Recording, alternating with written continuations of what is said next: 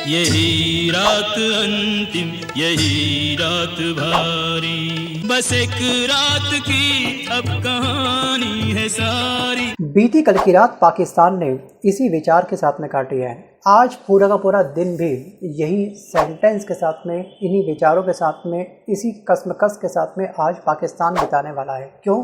क्योंकि भारत दोस्तों 29 में 2025 को करने वाला एक बहुत ही ब्रॉड, एक बहुत ही बड़े स्केल पर मॉक ड्रिल। और पाकिस्तान को जिस दोस्त पे बड़ा नाज था, मैं बात कर रहा हूँ चाइना के बारे में, वो दोस्त भी इससे काफ़ी खफा हो चुका है। यानी कि आज चीन को इस बात का रियलाइज़ हो चुका है कि ऑपरेशन सिंदूर के माध्यम से जो उन्हें पाकिस्तान के जुदात खट्टे किए हैं, उसके बाद में इसको ये एहसास हो चुका है कि पाकिस्तान पर भरोसा करके उसने अपने अरबों डॉलर बर्बाद कर दिए हैं। मतलब कि चीन ने शायद गलत घोड़े पर पैसा लगा दिया। कई सालों की मेहनत बर्बाद हो गई है चाइना की। मैं ऐसा इसलिए कह रहा हूँ क्योंकि दोस्तों यहाँ पर आपको ध्यान रखना है कि पहले तो आप ये मान लीजिएगा कि चीन किसी का सगा है नहीं। मतलब कि चीन और पाकिस्तान आपस में कोई फ्रेंड नहीं है, वो केवल चीन व्यापार कर रहा है। चीन के लिए पाकिस्तान के सिर्फ दो इस्तेमाल हैं। जी हाँ, इस्तेमाल वर्ड में यूज़ कर रहा हूँ। पहला, पाकिस्तान को हथियार दे करके लगातार भारत से भिड़वाया जा सके, ताकि जो ये पाकिस्तान है वो इस युद्ध में उलझा रहे और अपने प्रोग्रेस के बारे में, अपने विकास के बारे में ना सोच सके, अपने देश की तरक्की ना कर पाए। और दूसरा, चाइना का सबसे बड़ा फ़ायदा है, चाइना पाकिस्तान इकोनॉमिक कॉरिडोर के बहाने पाकिस्तान को दोनों हाथों से लूट सके। जी हाँ, भारत से 3 दिन की लड़ाई में पाकिस्तान ने चीनी हथियारों के बावजूद अपनी कितनी बेइज्जती कराई है वो आपने देख लिया होगा। यहाँ की चाइना को असली गुस्सा इस बात का है कि 10 सालों में 27 बिलियन डॉलर के बावजूद आज भी उसे CPEC से ढेले भर का फ़ायदा भी नहीं हुआ है, चिन्नक सा भी फ़ायदा नहीं हुआ है। और इस प्रोजेक्ट के चलते आज यहाँ पर दर्जनों बलूचिस्तानी जो BLA आर्मी है इस प्रोजेक्ट को रोकने के लिए खड़े हो चुके हैं। मतलब कि सोचिए इस समय, मतलब कि चीन और पाकिस्तान की सारी कोशिशों के बावजूद BLA उनके हाथ नहीं आ पाया अब तक। और सिर्फ इस वजह से चाइना की 62 बिलियन डॉलर के इन्वेस्टमेंट डूबने की कगार पर है। क्योंकि इस CPEC कॉरिडोर के माध्यम से चाइना एक बहुत बड़ा व्यापार करने जा रहा था अन्य देशों के साथ में, बट अब वो पूरा नहीं हो पाएगा। दोस्तों, वीडियो में आगे बढ़ने से पहले मेरा आपसे एक सवाल ये कि क्या सच में ऑपरेशन सिंदूर के माध्यम से पाकिस्तान की अकल ठिकाने आ चुकी होगी? क्या सच में हमने सीज़ फायर को लेकर बहुत जल्दबाजी कर दी? 4 दिन में ही पाकिस्तान की हालत ख़राब हो चुकी थी। कटोरा लेकर के ये IMF के पास पहुँच गया था। अगर हम इस युद्ध को थोड़ा सा और लंबा खींच देते थे तो शायद पाकिस्तान का नाम मैप से हमेशा के लिए हट सकता था। आपको क्या लगता है? अपने विचार, अपनी राय आप मुझे कमेंट जरूर करिएगा। सो गाइस, पाकिस्तान से सटी भारत की सीमा पर आज फुल डे सायरन की आवाज़ हमको सुनाई दे रही है। गांव, कस्बे और शहरों में लोग एक साथ मिलकर के किसी बड़े खतरे की तैयारी कर रहे हैं। लेकिन घबराने की आवश्यकता नहीं है। ये कोई असली संकट नहीं है, बल्कि एक मॉक ड्रिल है जो 29 मई 2025 को भारत के द्वारा कंडक्ट की जा रही है। दोस्तों, ये कंडक्ट हो रही है 4 राज्यों में, गुजरात, राजस्थान, पंजाब और जम्मू कश्मीर में बड़े स्केल पर आज मॉक ड्रिल का आयोजन हो रहा है। लेकिन सवाल ये कि ये मॉक ड्रिल की आवश्यकता अचानक से क्यों पड़ चुकी है? क्योंकि जब यहाँ पर पाकिस्तान के द्वारा हमारे बॉर्डर वाले एरिया में मिसाइलें दागी गई, ड्रोन से हमला किया गया, उसमें काफ़ी सारे घर तबाह हुए, काफ़ी लोगों ने अपनी जान भी गंवा दी थी इस हमले में। आंकड़ा बहुत ही कम था, बिल्कुल ना के बराबर था, बट हमको इस संकट से बचने का अच्छे से प्रयास करना चाहिए और बहुत कुछ सीखना चाहिए इस मॉक ड्रिल के माध्यम से। मतलब कि यहाँ पे जो 4 राज्य हैं ना, गुजरात हो गया, राजस्थान हो गया, पंजाब हो गया, जम्मू कश्मीर हो गया, इसमें आज सिविल डिफेंस मॉक ड्रिल आयोजित कर रहे हैं।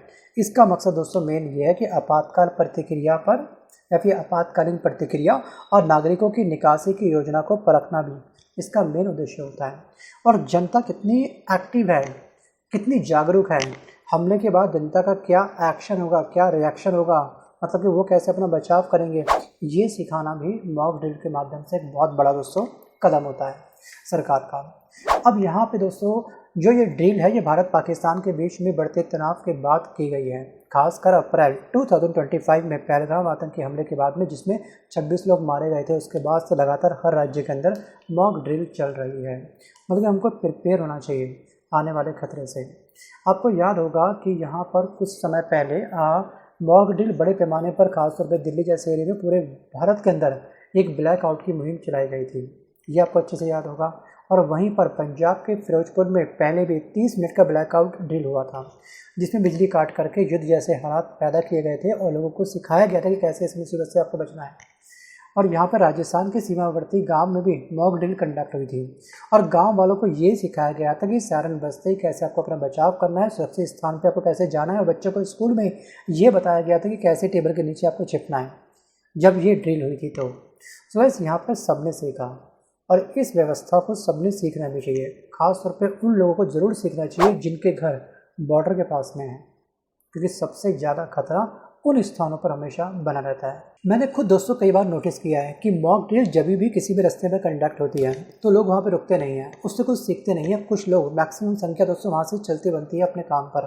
मैं मानता हूँ कि कंधों पर जिम्मेदारी उनके शायद बहुत अधिक होगी। उनको डर होगा कि अगर वो ऑफिस लेट पहुँचेंगे तो बॉस उनका कहीं सैलरी ना काट दें। अगर उनका पंच कार्ड टाइम पर पंच नहीं हो पाया, अटेंडेंस पंच कार्ड, तो उनकी सैलरी कट जाएगी। मैं मानता हूँ जिम्मेदारी होती है, बट एक जिम्मेदारी आपके ऊपर एक देश की भी है, आपके पास जिम्मेदारी अपनों की भी है। देश के प्रति एक बहुत बड़ी जिम्मेदारी आपकी है कि आपको कम से कम मॉक ड्रिल का बेसिक ज्ञान तो होना चाहिए कि अगर कभी भी अर्थक्वेक आता है तो आप क्या एक्शन लोगे, आपको पता ही है। अगर भी आतंकवादी हमला होता है तो आप क्या एक्शन लोगे, आपको पता ही नहीं है। भाई इतनी जानकारी आपको होनी चाहिए कि आप खुद को और अपनों को और देश के अन्य नागरिकों को आप बचा सकें। और ये मॉक ड्रिल इसलिए ही कंडक्ट होती है। कुछ लोग यहाँ पर जो महिलाएं होती हैं, गृहिणी महिलाएं, वो अपने घर के कामकाज में व्यस्त होती हैं, उनके सामने सड़क के बाहर कहीं मॉक ड्रिल होती है तो वहाँ देखने नहीं जाते, वहाँ पे सीखने नहीं जाते हैं। मैं मानता हूँ कि महिलाओं को कई काम होते हैं, बट ये आपकी भी जिम्मेदारी बनती है। कुछ लोग ये बोलते हैं कि भैया हमें इसमें क्या करना है। मॉक ड्रिल सिर्फ सरकार या सेना का काम नहीं, बल्कि हम सबकी जिम्मेदारी है। अगर आप सीमा के पास रहते हैं, अगर आप बॉर्डर वाले एरिया में रहते हैं तो अपने आसपास की मॉक ड्रिल में आपको हिस्सा लेना है। अगर आप बॉर्डर के पास में नहीं भी रह रहे हैं ना, तब भी आपको हिस्सा लेना है। अगर आप स्कूल या कॉलेज में हैं तो अपने दोस्तों को इसके बारे में जानकारी देनी है कि आखिरकार अर्थक्वेक में आपको क्या क्या एक्शन लेने चाहिए, या फिर कोई आतंकवादी हमला होता है तो आपको क्या एक्शन लेने चाहिए। सो गाइस, एनडीएमए की वेबसाइट पर जा करके आप सिविल डिफेंस की गाइडलाइन को डाउनलोड कर सकते हैं, आराम से पढ़ सकते हैं। और यहाँ पर अपने घर के अंदर एक बेसिक किट, इमरजेंसी किट आपके पास होनी चाहिए, जैसे टॉर्च हो गया, बैटरी हो गया, कुछ मेडिसिन वगैरह हो गई, उसमें आपको रखना है। सो गाइस, 29 मई 2025 यानी कि आज के दिन की मॉक ड्रिल हमें याद दिलाती है कि हमें तैयार रहना ही हमारी सबसे बड़ी ताकत है। जब भी सायरन बजे तो हमको पैनिक नहीं होना है, बल्कि अपने प्रशिक्षण को याद करना है। हमने क्या सीखा था लास्ट वाली मॉक ड्रिल से, उसको बस अप्लाई करना है, उसका रिवीजन करना है, और यहाँ पर हमको हमेशा तैयार रहना है। सो गाइस, आज के इस वीडियो में बस कर इतना है। अब आपसे मेरा अगेन ये सवाल है, क्या सच में यहाँ पर जो पाकिस्तान है, जो हमने सीज़ फायर किया, वो हमारी एक बहुत बड़ी गलती है या फिर मेरा अच्छा कदम था? वीडियो को पॉज करके कमेंट आप मुझको जरूर करिएगा। धन्यवाद।